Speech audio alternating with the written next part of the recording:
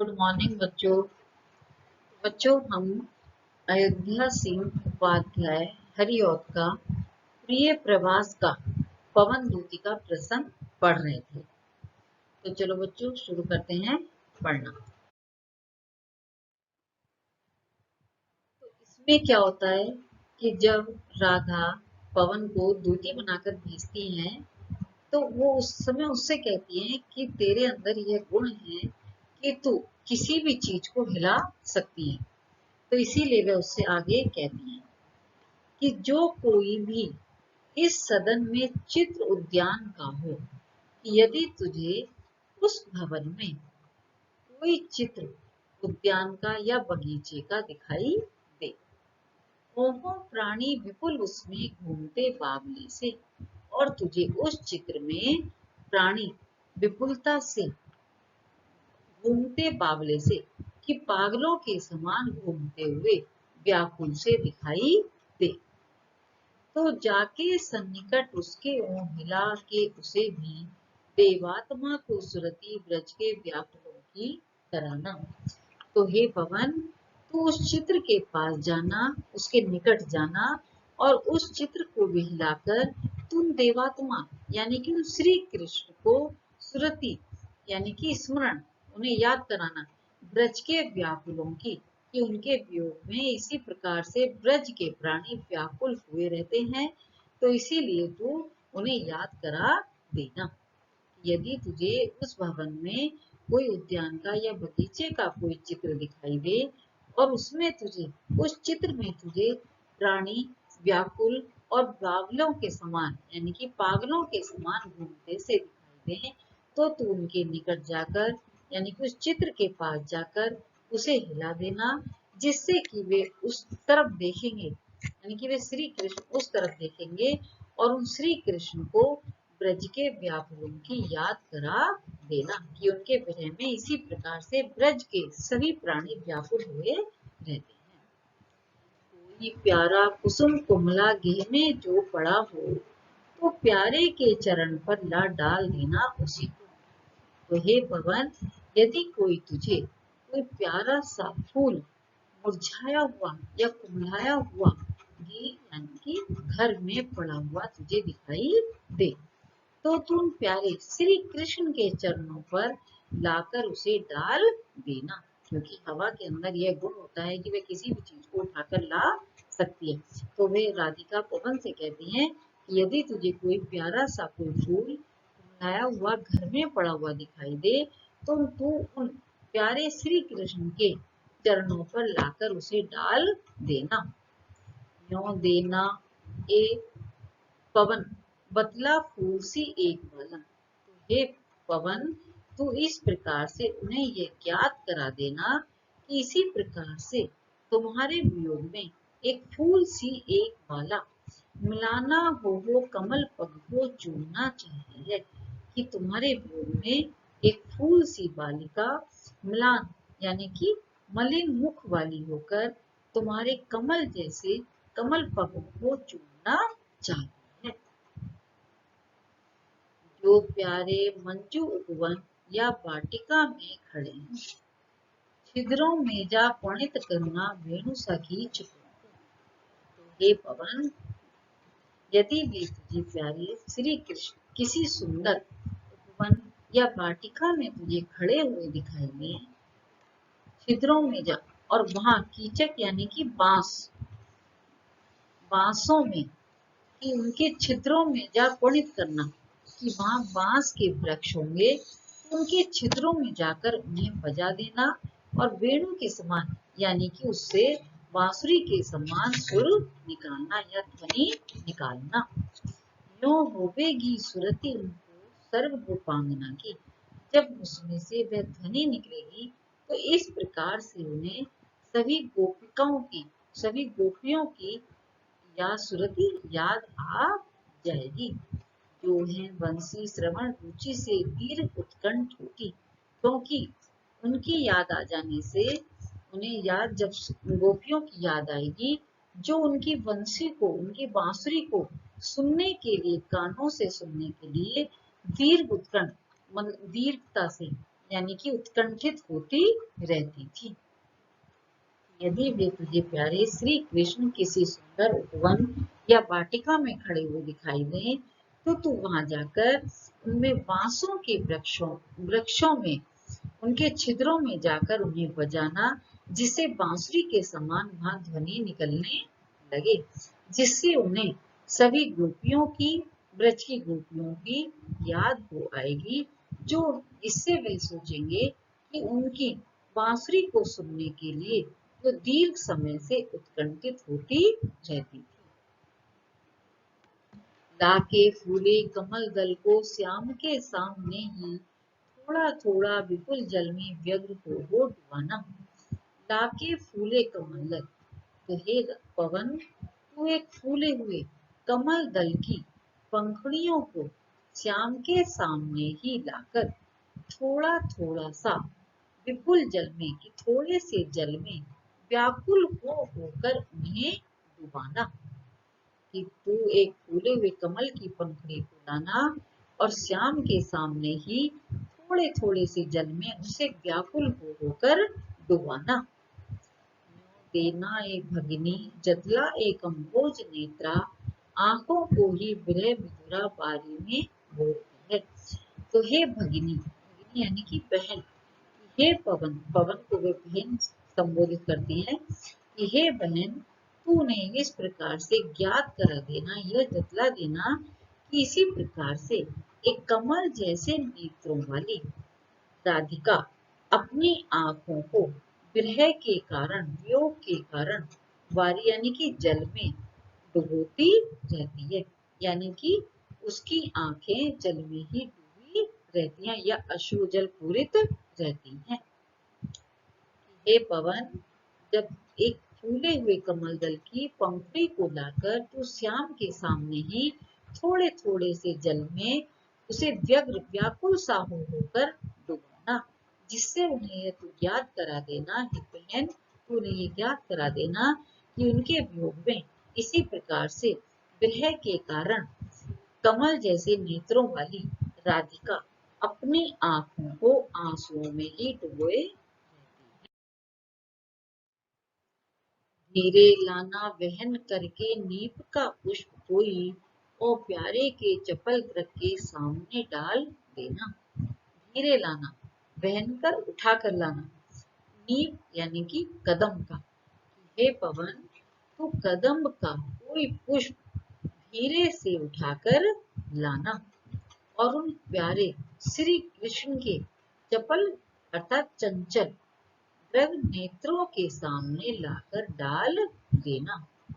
ऐसे देना प्रकट दिखला नित्य आशंकिता हो, कैसी होती गृह वश में नित्य रोमांचित हो। कि इसी प्रकार से तू यह उन्हें प्रकट करके दिखला देना कि उनके वियोग में, उनके प्रेम में इसी प्रकार से नित्य शंकित वाली होती हुई मैं विरह के वश होकर इसी प्रकार से उससे मिलने के लिए रोमांचित रहती हूँ। ये पवन, तू धीरे धीरे करके एक कदम का फूल लेकर आना, क्योंकि कदम श्री कृष्ण को अत्यंत प्रिय था। तो कदम का पुष्प लेकर आना और प्यारे श्री कृष्ण के चंचल नेत्रों के सामने लाकर डाल देना और उन्हें यह ज्ञात करा देना कि इसी प्रकार से उनके वियोग में एक आशंकित होती हुई, इसी प्रकार से विरह के वश में होती हुई मैं नित्य रोमांचित होती रहती हूँ या उनसे मिलने के लिए नित्य रोमांचित होती हूँ। बैठे नीचे जिस बिटप के श्याम होवे उसी का, कोई पत्ता निकट उनके नेत्र के ले गिरना। हे पवन, यदि वे तुझे किसी बिटप अर्थात वृक्ष, वृक्ष के नीचे बैठे हुए दिखाई दे, यदि तुझे वे श्याम श्री कृष्ण किसी वृक्ष के नीचे बैठे हुए दिखाई दे, तो उसी वृक्ष का, उसी का कोई पत्ता, कि उसी वृक्ष का कोई पत्ता उनके पास लाकर उनके नेत्रों के सामने ले जाकर हिलाना। यों प्यारे को विदित करना, चातुरी से दिखाना। इस प्रकार से तू उन्हें प्यारे को यानी कि श्री कृष्ण को यह ज्ञात करा देना, यह जतला देना और अपनी चतुरता से यह दिखा देना कि मेरा चिंता विजित चित्त का क्लांत हो कांप जाना, कि मेरा चिंता से युक्त विजित चित्त, जिसने चित्त को जीत लिया है, ऐसा चित्त यानी कि मेरे चित्त का, मेरे हृदय का सहारा भी अब समाप्त हो चुका है, उसका संबल भी समाप्त हो चुका है। इसी प्रकार से उनके वियोग में क्लांत हो कांप जाना, क्लांत होकर या दुखी होकर कांपने लगता है। यदि तुझे वे श्री कृष्ण किसी वृक्ष के नीचे बैठे हुए दिखाई दे, तो तू उसी वृक्ष का कोई पत्ता उनके पास ले जाकर उनके नेत्रों के सामने ले जाकर हिलाना। इस प्रकार से तू उन प्यारे श्री कृष्ण को यह ज्ञात करा देना, यह जतला देना, अपनी चतुरता से यह दिखा देना कि मेरा भी हृदय, चिंता से युक्त मेरा हृदय, जिसका सब सहारे समाप्त हो चुके हैं, सब संबल समाप्त हो चुका है, मेरा चित्त इसी प्रकार से कांपने लगता है। की जाती मलिन लतिका जो धरा में पड़ी हो, तो पांवों के निकट उसी को उसको शाम को ला गिराना। यदि तुझे कि हे पवन, यदि तुझे कोई सूखी हुई मलिन लतिका यानी कि कोई लता तुझे सूखी हुई धरा में अर्थात धरती में पड़ी हुई दिखाई दे, तो तू पांवों के निकट, तो तू उनके चरणों के निकट ले जाकर उसको शाम के ला गिराना। तो तू श्री कृष्ण के चरणों के निकट लाकर उस लाकर डाल देना। यानी कि यदि तुझे कोई सूखी हुई लता, दूषित लता तुझे धरती में पड़ी हुई दिखाई दे, तो तू उन श्याम के चरणों के निकट लाकर उसे डाल देना। सीधे से प्रकट करना प्रीति से वंचिता हो, मेरा होना अति मलिनो सूखते नित्य जाना।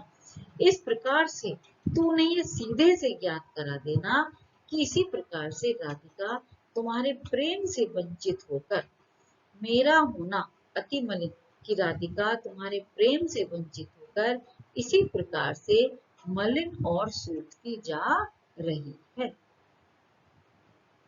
कोई पत्ता नवल तरु का पीत जो हो रहा हो, तो प्यारे के दृग युगल के सामने ला उसे ही। और यदि तुझे कोई पत्ता नवीन वृक्ष का कोई पत्ता पीला हुआ दिखाई दे, पत्ते पीले पड़ जाते हैं, यदि तुझे नवीन वृक्ष का कोई पत्ता पीला दिखाई दे, तो तू उस प्यारे श्री कृष्ण के दोनों नेत्रों के सामने उसे ले आना। धीरे धीरे संभल रखना और उन्हें यूं बताना। तू उन्हें धीरे धीरे संभाल कर, मतलब जो पत्ता पीला हो रहा हो, ये श्री कृष्ण के दोनों नेत्रों के सामने लाकर उसे धीरे धीरे संभाल कर रखना और उन्हें यह ज्ञात करा देना, पीला होना प्रबल दुख से क्रोशिता सा हमारा।